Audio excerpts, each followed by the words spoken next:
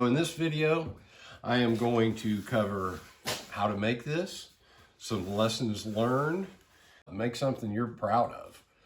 This is not a difficult process. There is a process to follow, but it's not difficult, and I lay it out clearly. I also show you how to make your own ebonizing iron acetate. Okay, let's go build something. Let's get after it.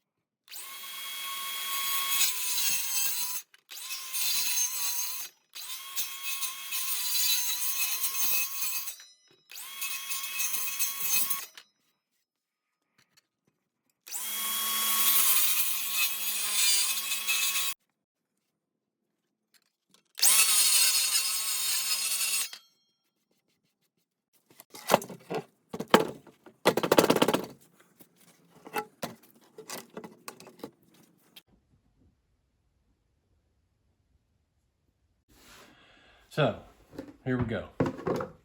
What do you need? To make iron acetate, you can do it with one, but I'm using 4 pieces of 4 zeros, quad zero steel wool. I'm going to put about 32 ounces of white vinegar in there. This is a generic brand. Doesn't have to be exact. I'm not going to measure it out because I've made several batches of this and it's always come out fine. I threw some nails in there. You want to wash this in a degreaser, Dawn dish soap, something like that. I already washed this. It gets all the manufacturing oils and stuff off of the steel wool, and it just helps facilitate everything. Okay, another thing. You don't want to put this lid on tight because this gases, and if you do, well, you're going to pop your lid, bust your jar, whatever. So I got this on there, but it's loose. Some good substitutes, you know, you might want to look in your area. People use green tea. There's different kind of barks and different things that you can use. This comes later. Right before we apply this, we'll put this on, saturate the surface with the quebracho bark tea, and that adds more tannins, which it's a chemical reaction. This is not stained. It actually changes the properties of the wood and turns it black. So, and you can get some jet black results with this. So, this is my last batch.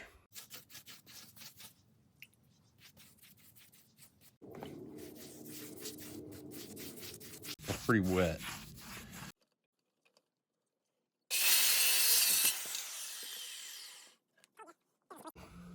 Looks like about 12 inches, doesn't it?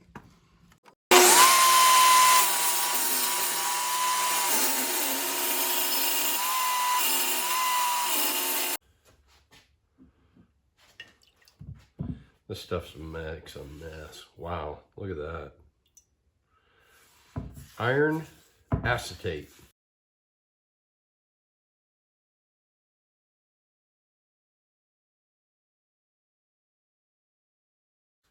That is black, black, black. Just for the hell of it, I'm going to put some of this on the other side that I did not put the quebracho tea on. These are rough spots, so I'll go across a few of them.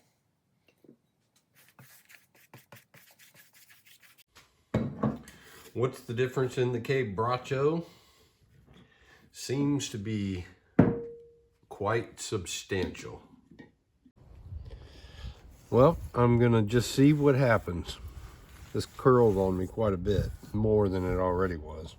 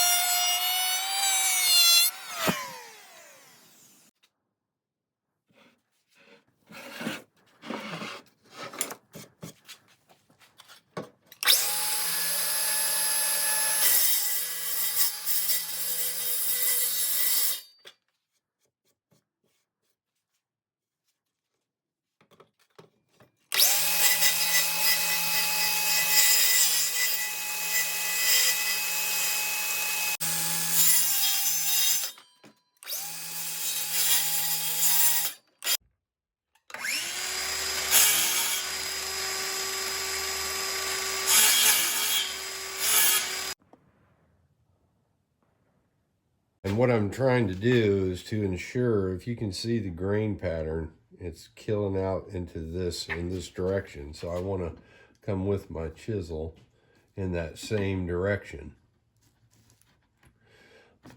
like such.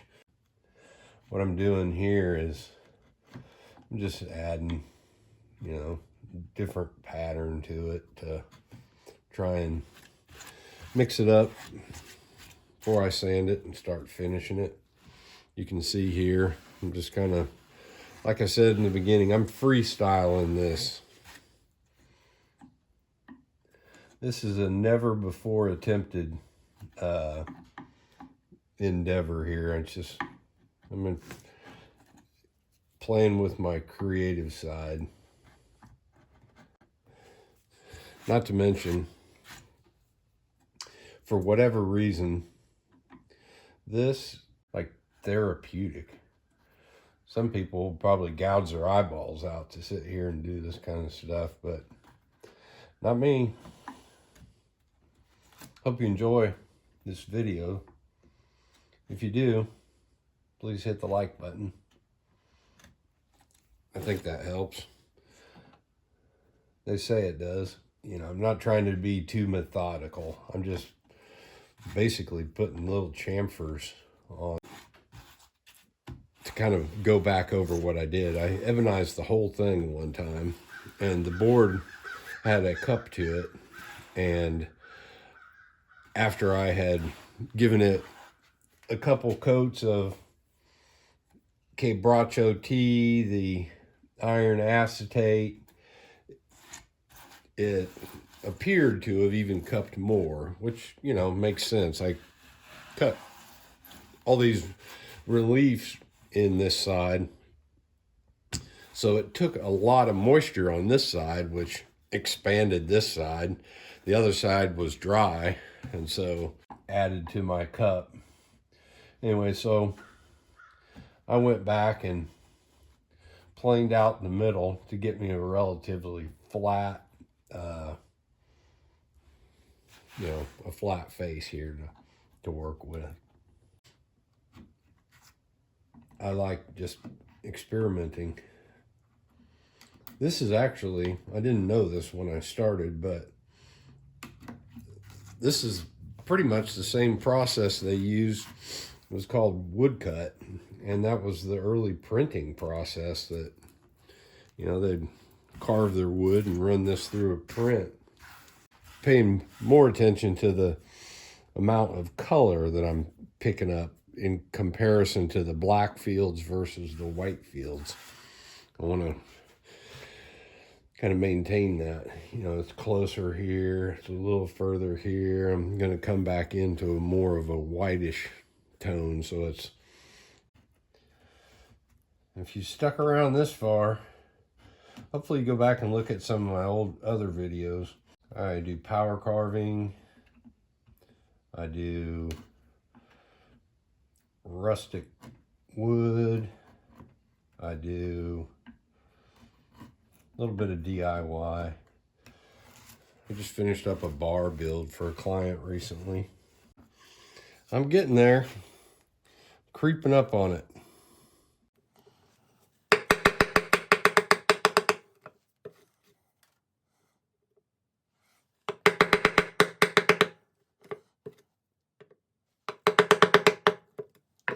Helps if I have my glasses on.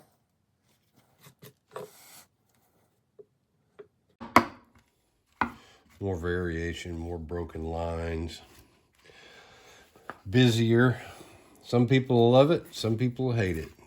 Put it on this side.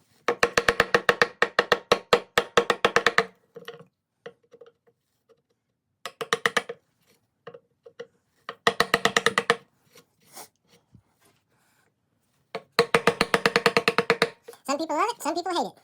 Bada bing, bada boom. Hell, I may hate it. But I can tell you, this is peaceful work. Very relaxing. I'm gonna split that one. What do you think? You like these little edges like that, or you think it makes it look half-assed?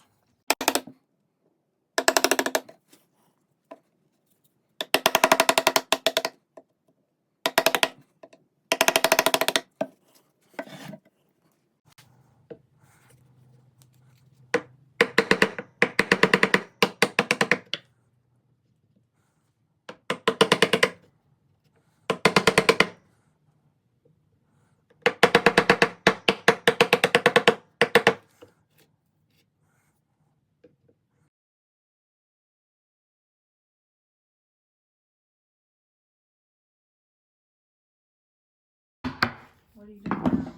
Check this out. That's not going to be cool.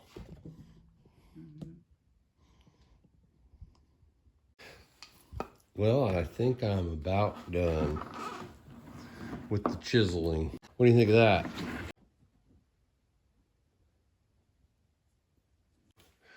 I got a Tootsie Roll. Sanding.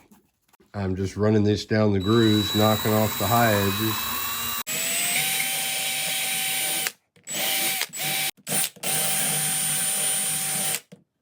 That's it in a nutshell.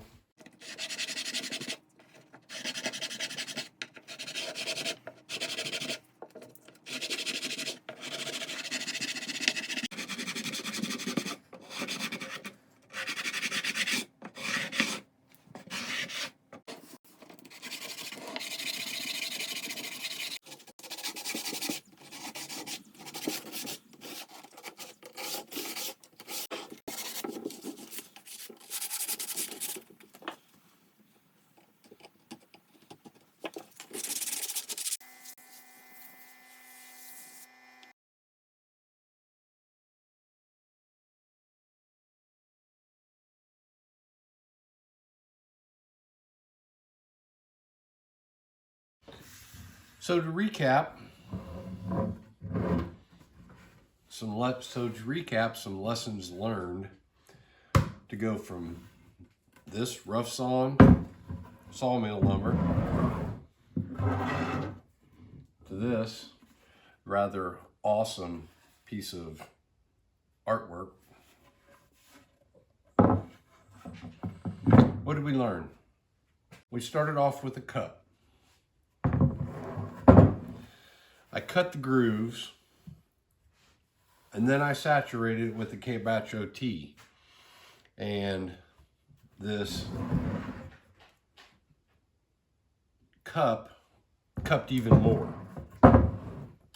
So I let it dry out somewhat, and I planed the surface down a little too aggressively. It doesn't really matter, unless it does for you. But now you can see that as it dried, you know, that cup straightened back out, and it actually kind of reversed itself. So I was trying to keep this the least amount of tools possible.